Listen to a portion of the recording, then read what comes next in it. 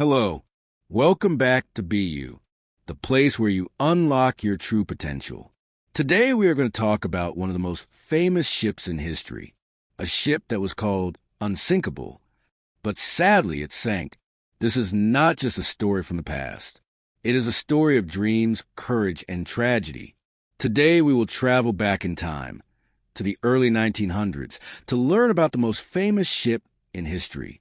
Before we begin, don't forget to hit the subscribe button, turn on notifications, and like this video so you never miss out on any interesting stories from the past that can help you learn English. Okay, let's begin. The Titanic was a huge passenger ship. It was built in Belfast, a city in Northern Ireland.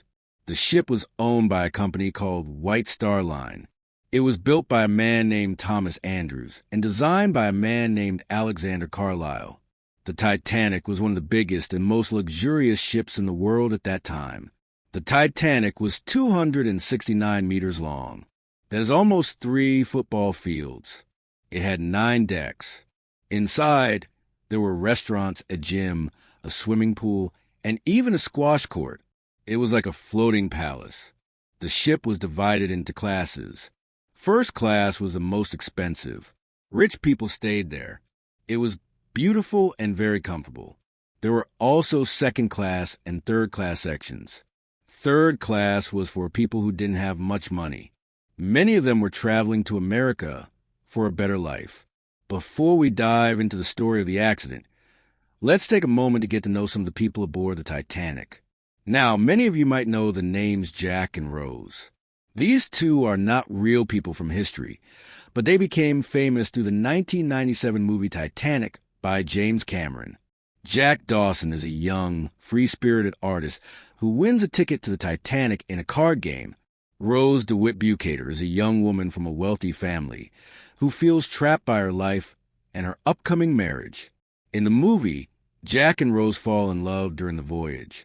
Their love story is powerful and emotional. It shows how people from different classes, rich and poor, can connect deeply. While they are not real passengers, their story is inspired by the experiences of many people who were on board. The movie helps us imagine the feelings, hopes, and struggles of those on the ship. Now, let's talk about the real passengers who were on the Titanic. John Jacob Astor was one of the richest men in the world. He was an American businessman and inventor. He was traveling with his young wife, Madeline. They had just been on their honeymoon. Isidor Straus, another well-known passenger, owned Macy's department store in New York. He was traveling with his wife, Ida. Their love story would become one of the most touching parts of the Titanic tragedy. There was also Benjamin Guggenheim, a rich man who worked in mining and industry. He was known for his style and confidence. On the night of the sinking, he dressed in his best suit and said, "We are dressed in our best and are prepared to go down like gentlemen."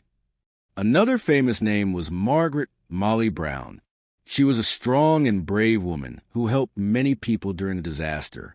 Later people called her the unsinkable Molly Brown. These were just a few of the famous names on board. But there were also many workers, immigrants, and families, all with dreams of a new life in America. The Titanic left Southampton, England, on April 10, 1912. It was going to New York City in the United States. There were 2,224 people on board. The ship carried people from many different backgrounds, all hoping for a better future. The Titanic made stops in France and Ireland before heading to the open sea. On April 14th, the ship was sailing in the North Atlantic Ocean. The night was very cold and the sea was calm. There were warnings about icebergs, but the ship continued at full speed. At 11:40 p.m., something terrible happened. The Titanic hit an iceberg. The iceberg scraped along the side of the ship and opened holes below the waterline. The ship began to take in water. The crew quickly understood the danger. The Titanic had 16 compartments. It could float if 4 of them were flooded. But that night, 6 compartments were filling with water. The ship was going to sink. There were not enough lifeboats. The Titanic had only 20 lifeboats. That was not enough for everyone. Many people believed the ship was safe, so fewer lifeboats were included. The captain of the ship was Edward Smith. He had many years of experience. But on that night, even he could not save the ship.